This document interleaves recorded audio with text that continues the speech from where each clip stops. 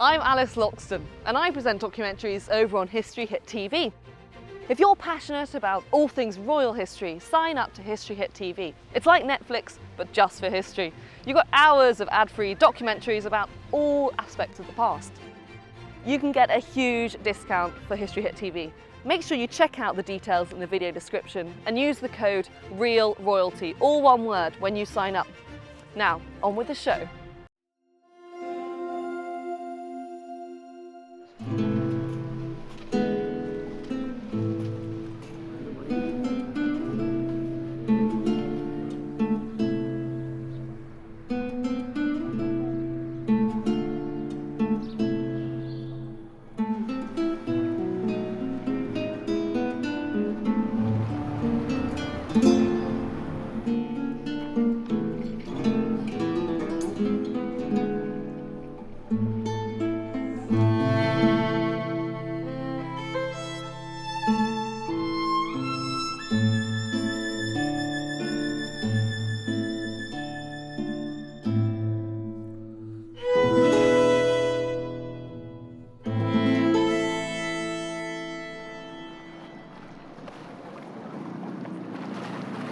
Sisi in Venice. What today would be a media event extraordinaire hardly made the news in the second half of the 19th century. When the Austrian Empress Elizabeth decided to retreat to the lagoon city for half a year in November 1861, the world around her had other problems. Her husband, Emperor Franz Joseph I, had lost a war in northern Italy 2 years prior, and saw his multi-ethnic empire increasingly threatened by rising nationalism.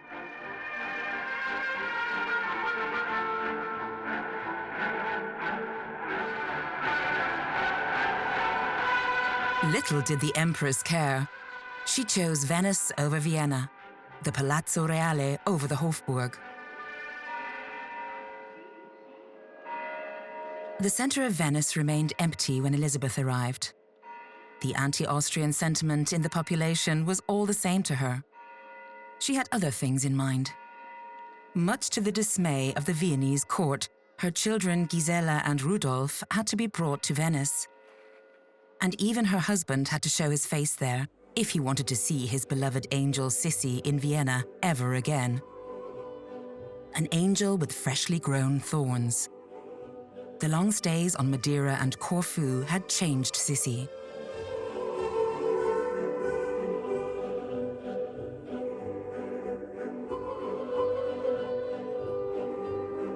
Five years earlier, things were entirely different. At the end of 1856, during the Imperial couple's first visit to Venice, Elizabeth had to meet the Sisi stereotype to the fullest.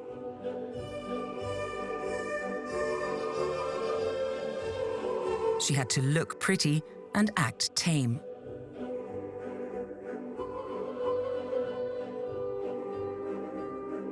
But most likely, she was just plain scared. In 1856, also the media's perception of the imperial trip was a completely different one. Emperor Franz Josef's first official visit to the Kingdom of Lombardy-Venezia was covered in great detail. The images of the wood engravings in the illustrated news magazine Leipziger Illustrierte Zeitung offered a glimpse of the pomp and circumstance that surrounded the young couple.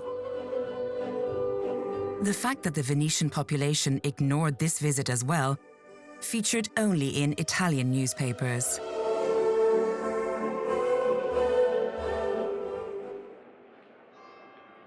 In the late autumn of 1861, Elizabeth was supposed to return from Corfu to Vienna at the request of the emperor. But she opted for Venice. After all, it also was Austrian soil. However, the Habsburg reign over Venezia, already without Lombardy, was more unwanted than ever. All were waiting for the Austrian occupiers to leave. Napoleon had sounded the death knell for the Republic of Venice in 1797, handing over the Kingdom of Lombardy-Venezia to the Habsburgs. With brief interruptions, Venice remained part of the Austro-Hungarian monarchy until 1866. It speaks volumes that the Empress favored hostile Venice over the Viennese court, and that she was able to explore its sites relatively undisturbed.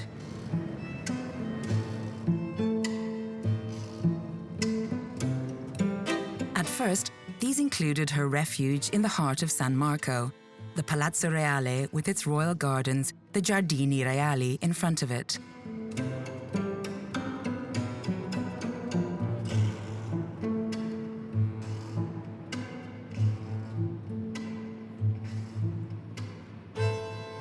Where for centuries stood a huge granary, in 1807 Napoleon made space to adorn the royal palace with a garden.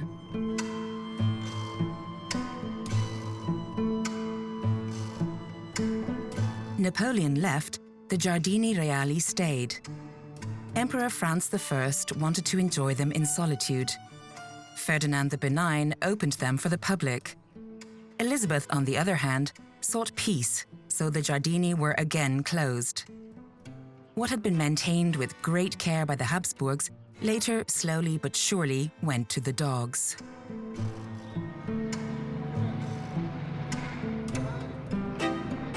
To millions of Venice tourists, these gardens were an unsightly wasteland. It took 4 years to renovate them, initiated by the Venice Gardens Foundation and financed, for the most part, by the Generali Group, which has been based in Venice since the Habsburg period.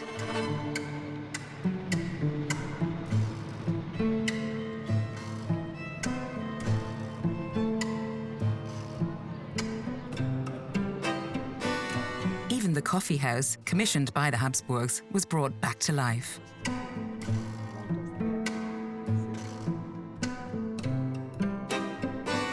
The great effort proved worthwhile, which became apparent at the reopening shortly before Christmas 2019.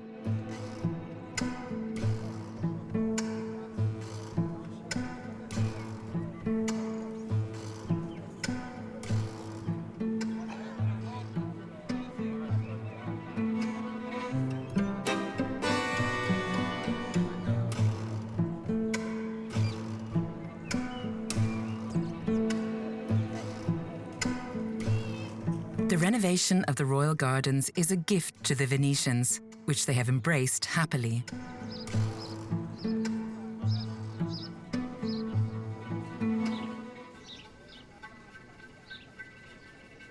But let us stay on the traces of Sisi.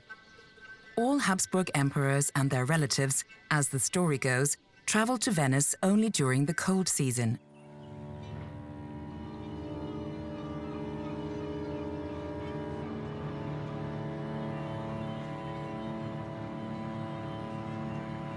Venice in winter. Then and now, that means it's cold, foggy, and wet.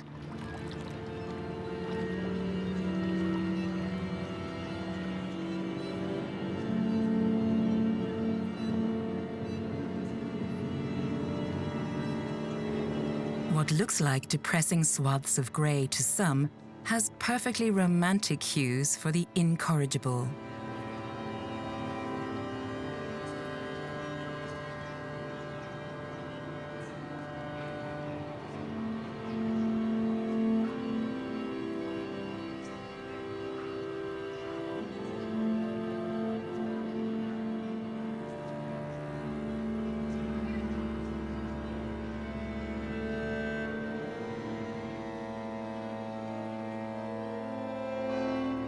Among the Habsburgs, only Elizabeth was able to experience the magnificent bloom so distinctive of Venice in spring.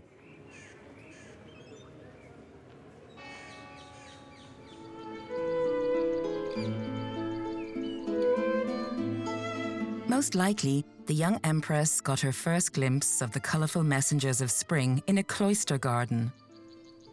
Despite insisting on being self-determined, Elizabeth had to attend official appointments during her private stay. These usually led her to visit church facilities.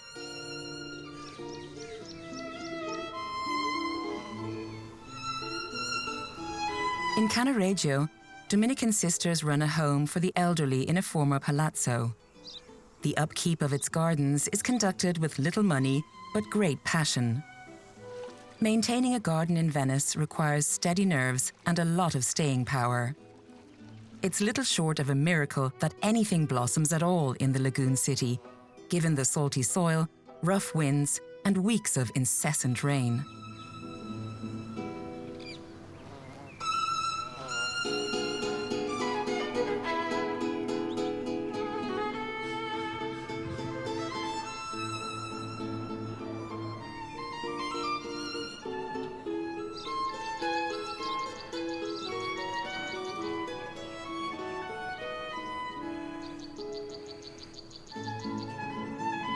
It's easy to imagine that the Empress had been informed about the dual function of a cloister garden.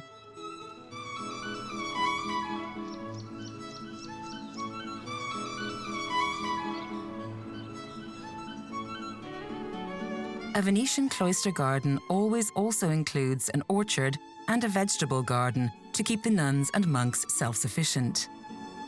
This tradition is upheld in Venice even today.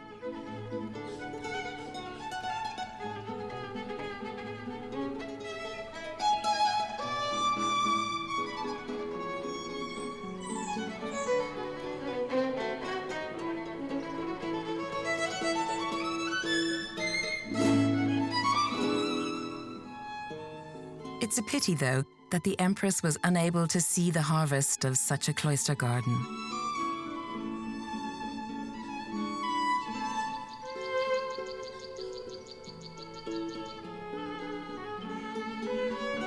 When summer changed to autumn in 1862, the imperial visitor had long fled the Viennese court cringers someplace else.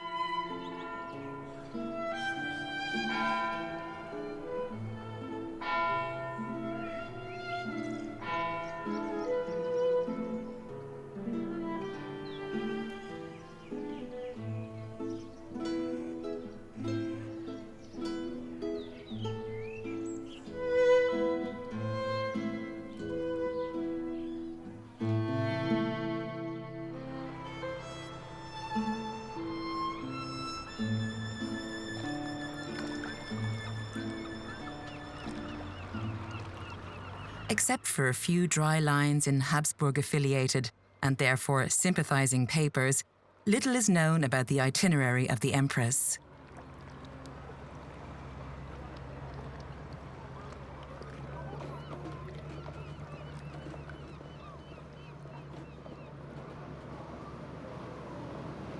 So let your imagination run freely and follow the traces Sisi may have also left behind in the garden of today's Ca Zenobio degli Armeni.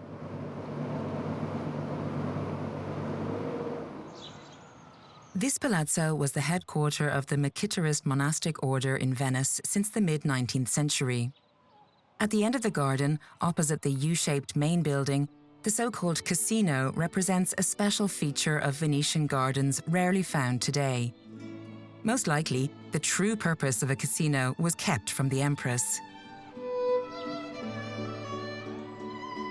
In safe discretion, secret agreements were made in the casinos, and adultery was committed. Casanova was a regular guest in such noble establishments.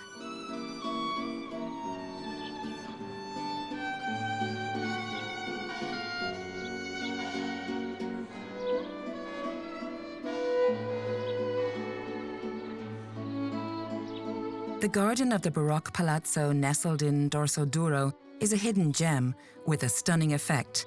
It triggers instant unwinding. Amazement instead of a mad rush.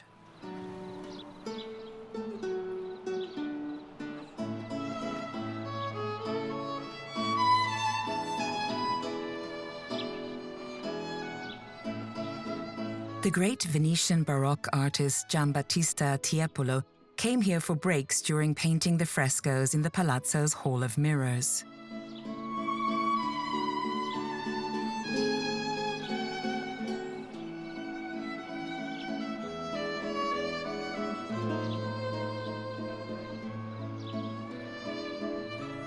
And some details are a wonderful illustration of what the term Baroque stands for: evanescence, vanity, and first of all, carpe diem, the joy of life.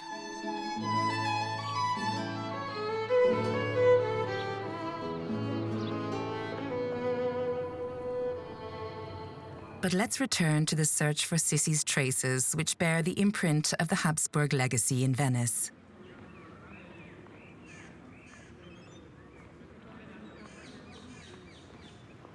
At the Campo Santo Stefano, not far from the Accademia Bridge, built by the Habsburgs across the Canal Grande, the garrison headquarters of the unwelcome rulers from distant Vienna was located. Whoever could avoided entering this palazzo.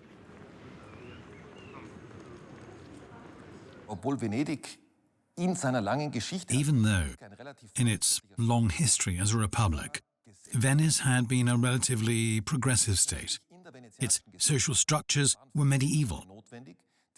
Venetian society had to change a lot, which had already been one of Napoleon's ambitions from the very start.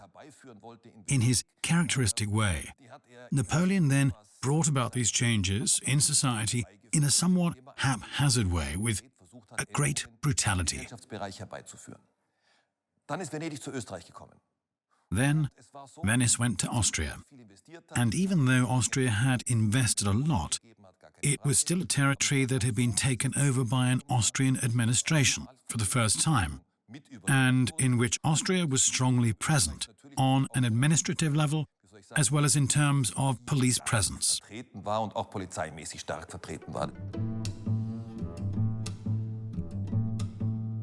Let's keep things positive.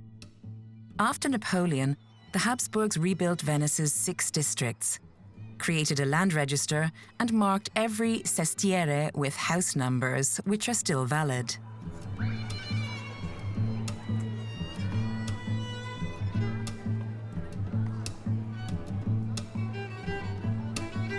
Bureaucracy, however, soared to insurmountable heights, following the example of Vienna, an equally everlasting legacy.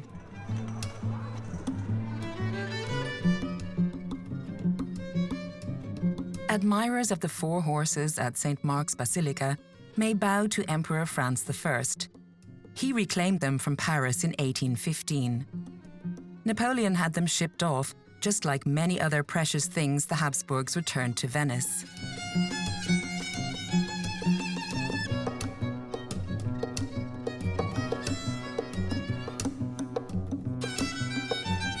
Venice also owes it to the Habsburgs that La Serenissima can be reached by train.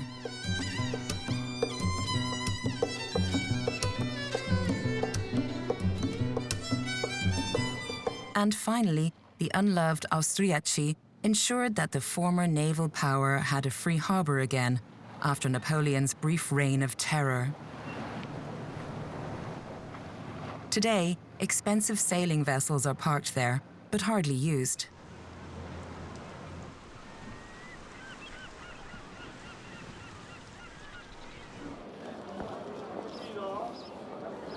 Venice's high society was animated to shop by introducing a few branches of Viennese consumption temples. Especially hats were highly fashionable during Sissi's times, more so than today, also in Venice. And the courtiers of the Austro-Hungarian monarchy, who had been sent off to Venice, managed to turn the social fabric of the Venetian establishment upside down.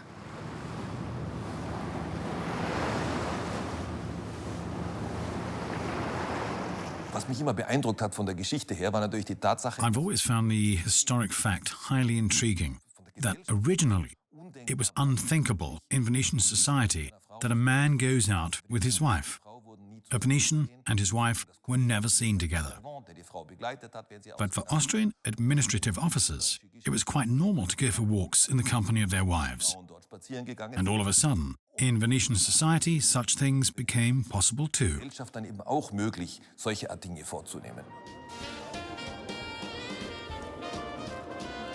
For such things, the piazzetta in front of the Doge's palace has ever since been the perfect backdrop.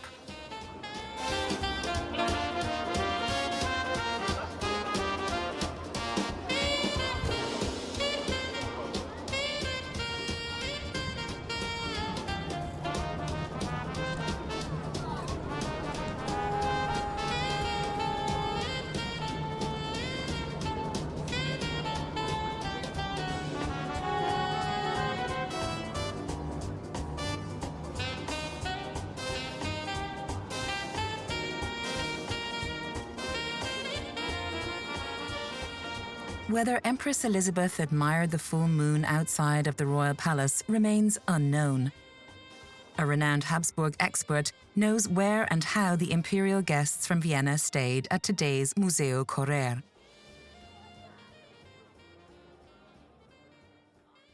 In diesem Bereich hat Napoleon was the first to live in this part of the building, followed by the Austrian rulers. Franz I was in Venice, Ferdinand was in Venice, and then also Elizabeth and Franz Josef. They stayed exactly in this corner.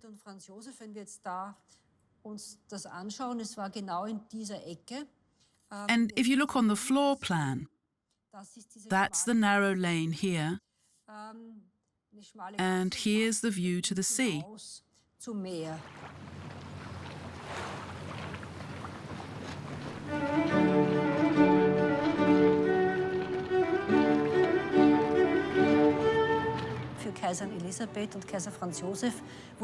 For Empress Elizabeth and Emperor Franz Josef, these existing rooms were basically freshly gilded, lined with new fabrics and slightly redesigned. Nur neu gestaltet.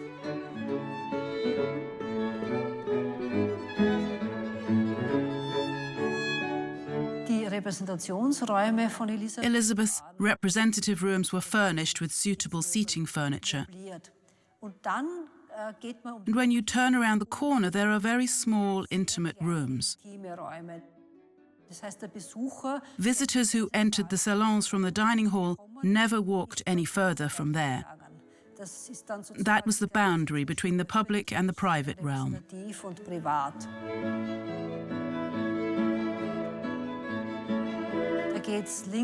From here, it's a left to Franz Josef's salon and a right to the marital bedroom.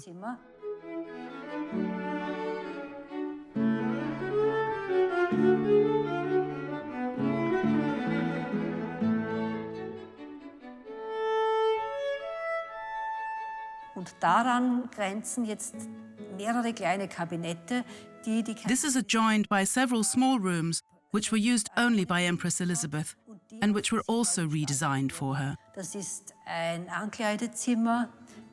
They include a dressing room, a study, and a toiletry room, which were tailored to her needs and newly made for her.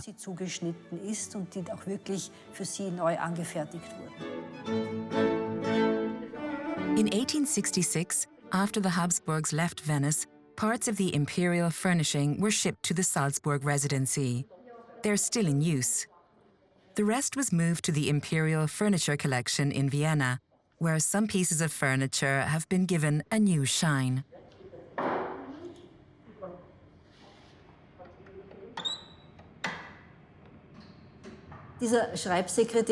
This writing desk was part of the marital bedroom furniture of Elizabeth and Franz Josef. It's actually a Biedermeier piece, with this drop-down front and the drawers behind, and probably also has a few secret compartments. It is a piece of furniture from around 1850.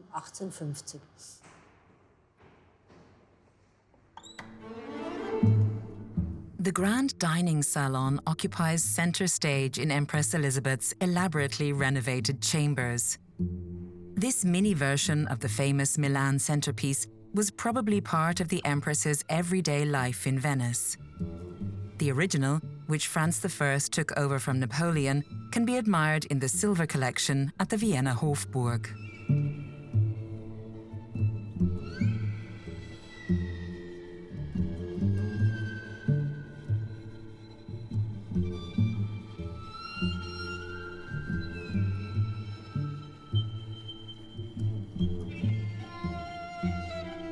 In the imperial household, abundance was not limited to the Hofburg. Wherever the Habsburgs dined, the attendants of the silver collection had to lay the table with everything the Serene Highnesses were not willing to miss.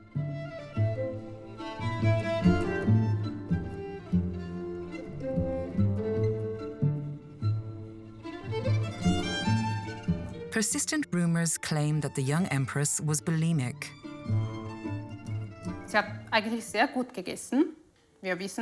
She actually ate well. We know that from reports written by court ladies and also other people who spent time with Elizabeth. She exercised a lot. That's how she managed to always stay that slim. But she was also eccentric for those times. She usually ate 3 times a day, while aristocrats ate 5 times a day. And she preferred to have dinner at about 5 to 5:30 p.m., while others ate later in the evening.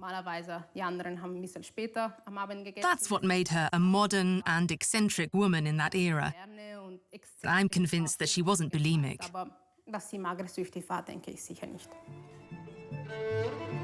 Unfortunately, we don't know anything about the Empress's diet at the Palazzo Reale. But it's safe to say that Empress Elizabeth surely travelled with her table service.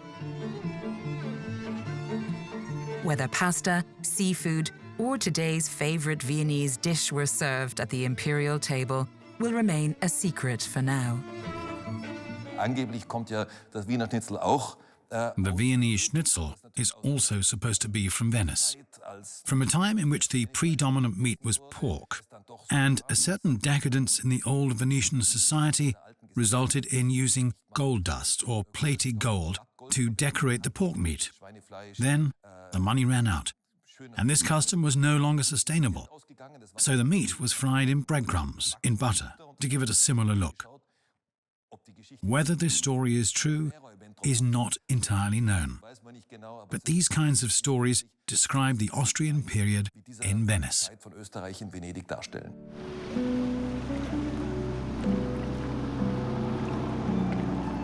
The beauty of the lagoon city and a small family. He's 31, she's 24. They have 2 children. Did they ever have time for a few undisturbed hours together? That was probably impossible when it came to Franz Josef, Elizabeth, Gisela, and Rudolf. The historical sources don't allow a glimpse into their private family life. There are only lists of the imperial couple's official duties, and this list is particularly long for Franz Josef.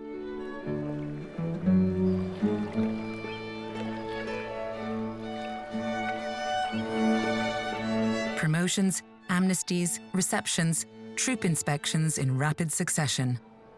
The visit to the Arsenale in Castello was an integral part of the imperial work schedule in Venice.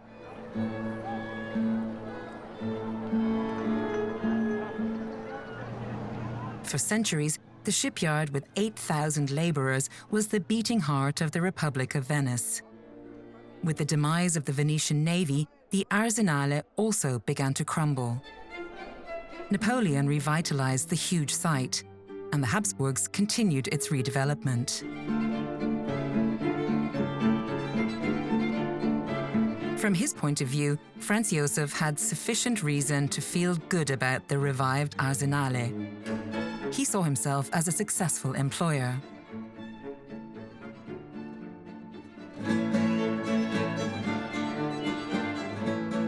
The labourers at the Arsenale saw it differently. They were the first ones to start the revolution against the Habsburgs in 1848, and their most ardent wish was to end the Austrian supremacy.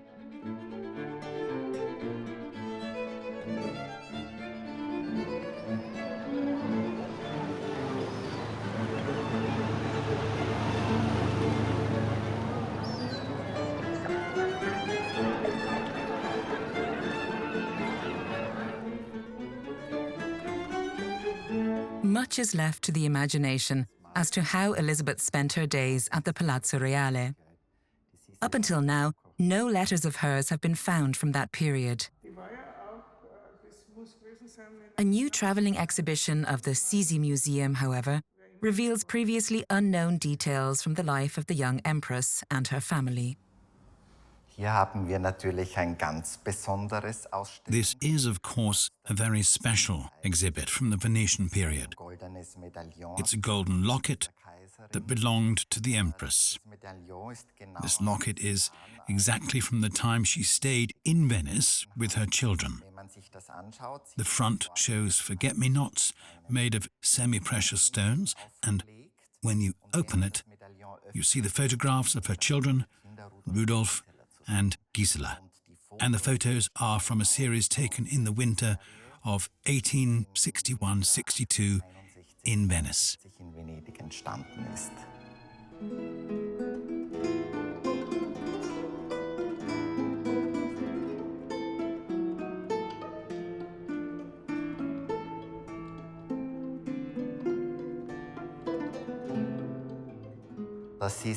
This is not a real photograph. It's a photo montage. It was made only for publicity reasons. The Empress has also commented about photography, at a later time though, saying that whenever she had her picture taken, she experienced some kind of misfortune, and that was the reason she no longer wanted to be photographed. There is only one picture that shows the Empress with her children and the family. It was taken before she fled from Vienna on the Schönbrunn Palace terrace in 1859-60. Interestingly, on the garden terrace of the in-laws, and it's the only one that depicts the Empress with her family.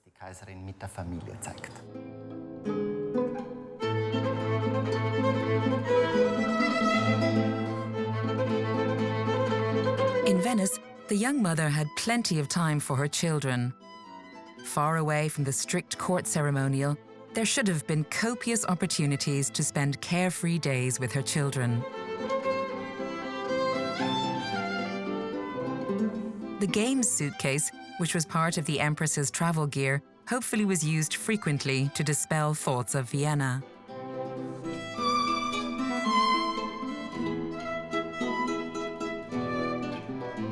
At the Emperor's behest, Crown Prince Rudolf was to receive the education of a soldier, which forced him to wear a uniform in Venice as well.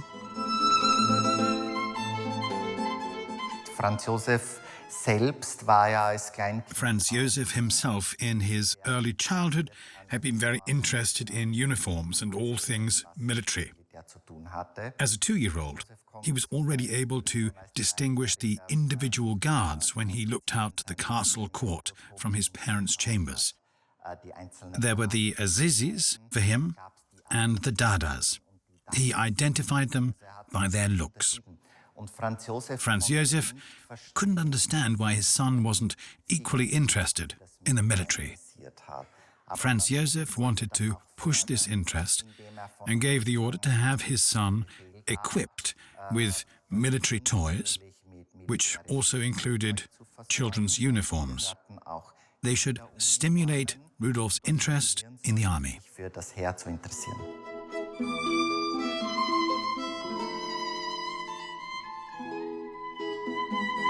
Neither Elizabeth nor his grandmother Sophie could save him from his father's obsession. There are many letters in which Sophie comments on this, making reservations about the Crown Prince's education. She also states, for example, that she doesn't approve of Rudolf being encouraged to hunt as a child. That all came from the Emperor.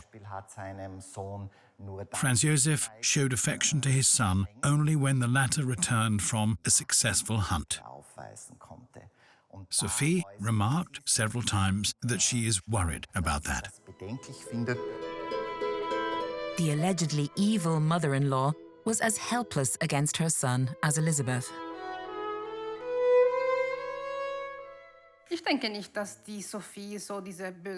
I don't think that Sophie was the evil mother-in-law as shown in the movies. I think that Sophie and Elizabeth were two strong women from two different eras. Sophie was also from Bavaria. She was Elizabeth's aunt, but she was the daughter of a king, while Elizabeth was the daughter of a Bavarian duke. So they were educated differently. Sophie was raised to be dutiful. Elizabeth, as a child, also received a good education, but she grew up freely in nature. Sophie didn't have that experience, and neither did Franz Joseph.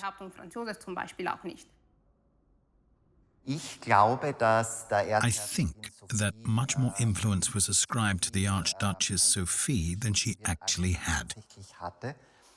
The emperor had a much bigger say in things. The last thing he would have wanted was female interference.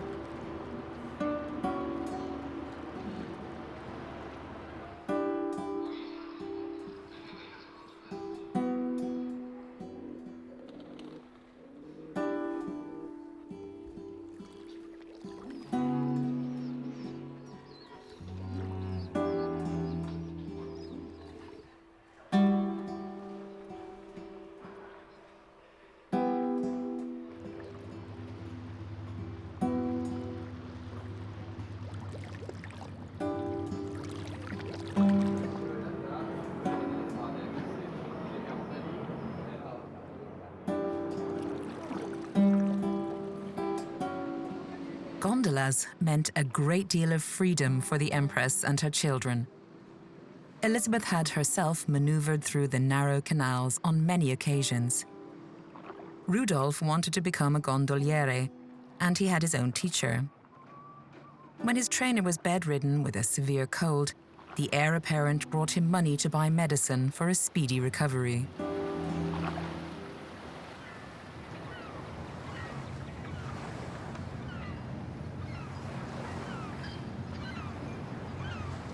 Sometimes, Elizabeth also ventured out on gondola rides into the lagoon, far away from the so-called bacino of San Marco.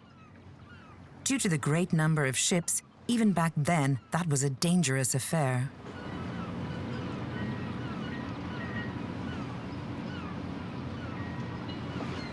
Thanks to an article in the New York Times dated 1901, we know that during one of these trips she visited a garden on Giudecca, which to this day is known in Venice as the Giardino Eden.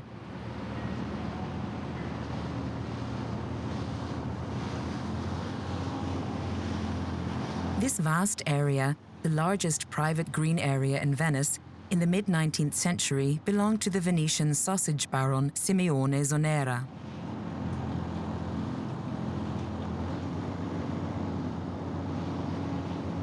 Towards the end of the 19th century, this huge garden went to the Englishman Frederick Eden, the great-great-uncle of British Prime Minister Anthony Eden.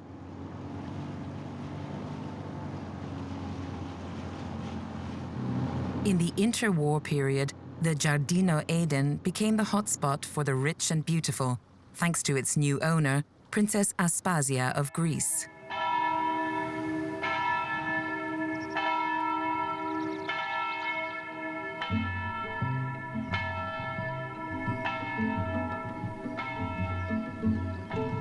Today, colourful flags fly over the ample area, because between 1979 and 2000, the landlord's name was Friedensreich Hundertwasser.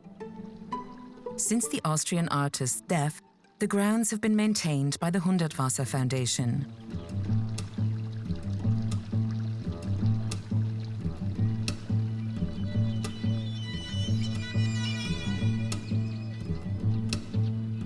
Friedensreich Hundertwasser let the garden overgrow because nature shouldn't be interfered with.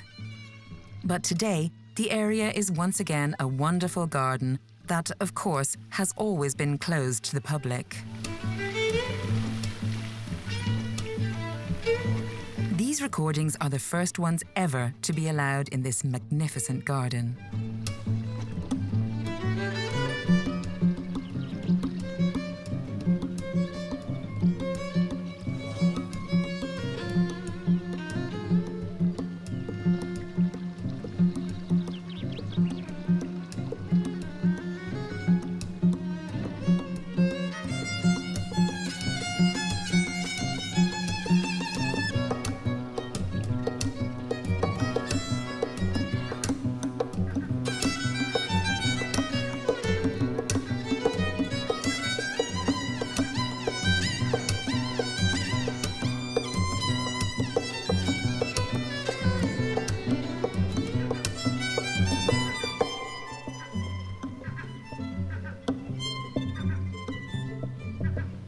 It was precisely this garden where the Empress looked for a bench and opened her paint box to draw her sketches without any disturbance, as the American journalist Lee Bacon discovered.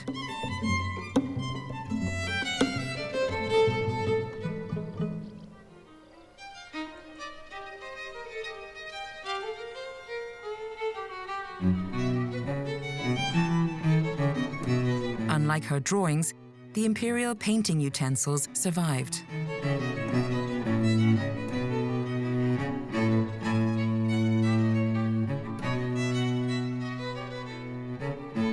Elizabeth didn't just doodle away, to which a cabinet at the Vienna Sisi Museum bears testimony. Unfortunately, there aren't more images that could shed some light on her artistic talent.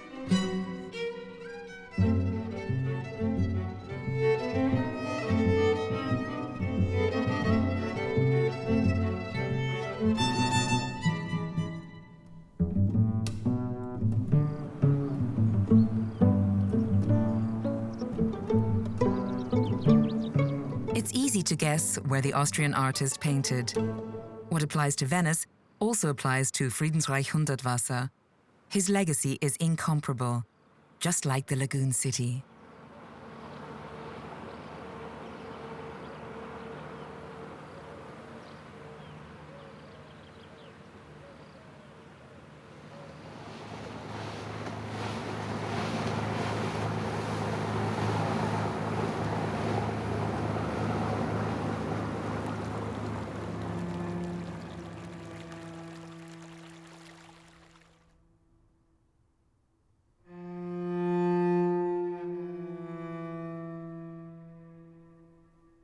Before the Empress came to Venice for the first time in 1856, a devastating storm raged over the lagoon.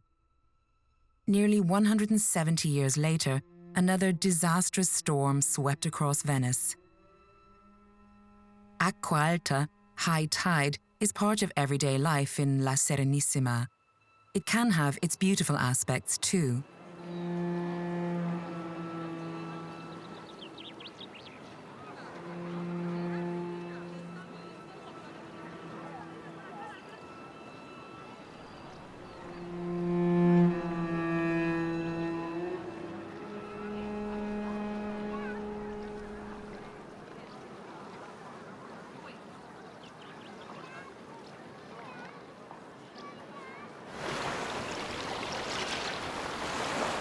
But what poured over Venice in November 2019 eclipsed all previous disasters.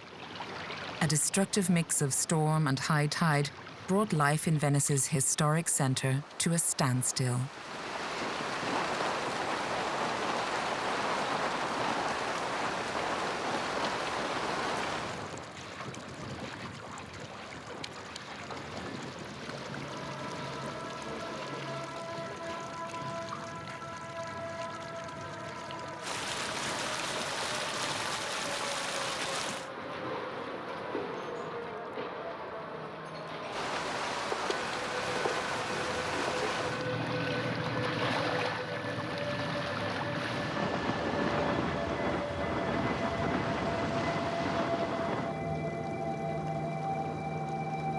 Venice was one big dump for weeks. The Hundertwasser garden was almost completely destroyed as well. For 300 years, the garden withstood all weather antics. November 12th, 2019, nearly killed it.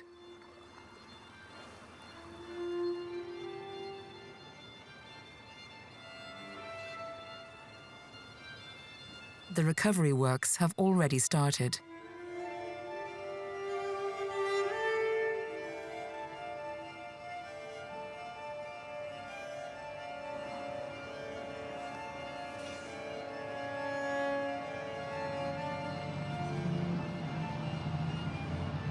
But let's follow Sissi's traces once more. Her daily routine in the self-chosen Venetian exile remained untouched by external catastrophes. It is likely, if weather permitted, that the Empress took boat rides to Cannaregio, maybe even with her children.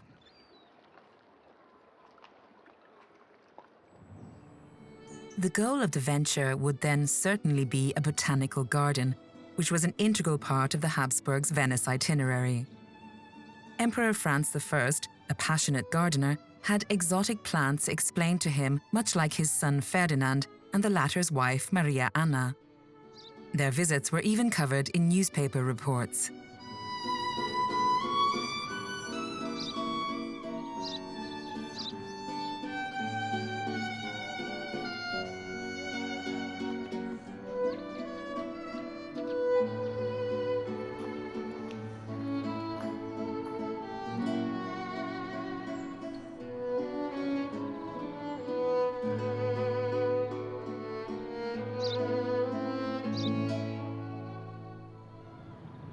Today, one part of the former botanical garden is the spa area of the luxury hotel dei Dogi.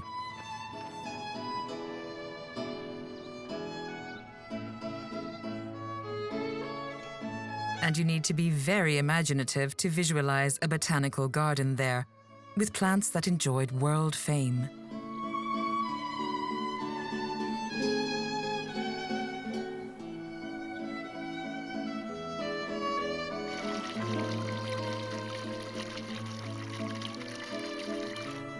If you're looking for peace and quiet in Venice, you've come to the right place. You don't need to be a hotel guest to visit this rather unknown garden and to explore it.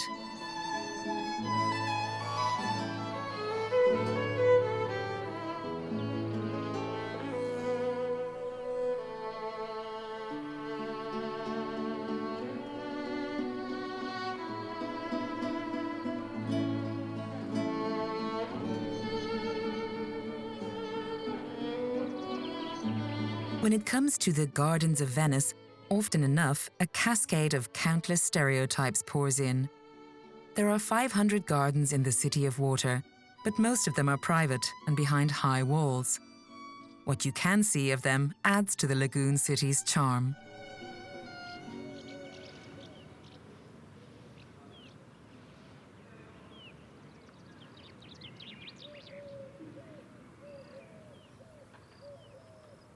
It is not known whether Empress Elizabeth had a green thumb and enjoyed tending to plants.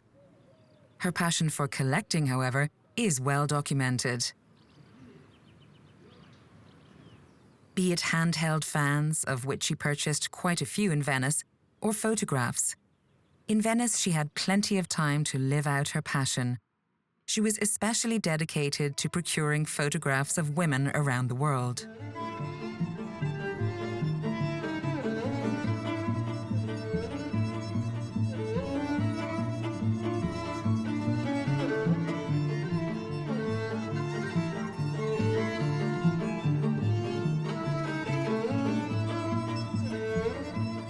For all those who think that compiling her beauty album was a product of deadly boredom at the Palazzo Reale, the Sisi expert has a much more interesting interpretation.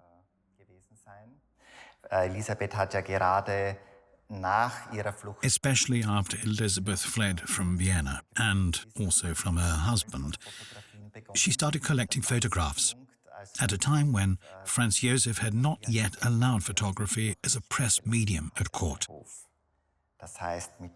By collecting photographs, or by showing interest for something that the emperor did not allow for court purposes, she was, in my opinion, also protesting against him. Protest from within. From the outside, Sisi's husband had experienced plenty of protest, especially in Venice. Unfortunately, in both cases, he couldn't think of anything better to do than crush it all down.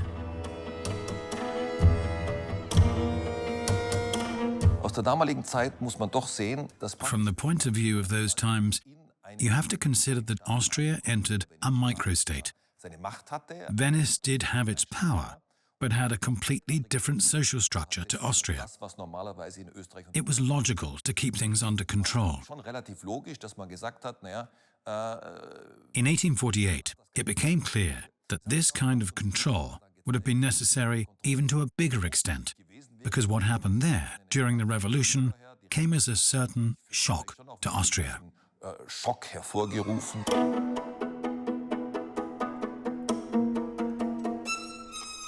The shock was indeed mutual. The memory of the many Habsburg cannonballs that ended the revolution in August 1849 is upheld in Venice to this day.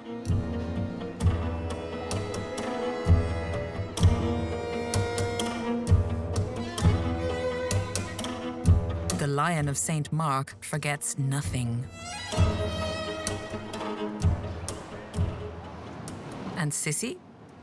She got on another boat in May 1862 and sailed away. But once again, not towards Vienna.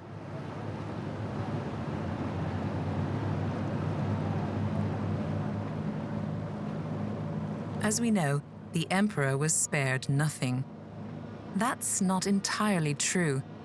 He was spared this view, and so was Sissi. Only we aren't.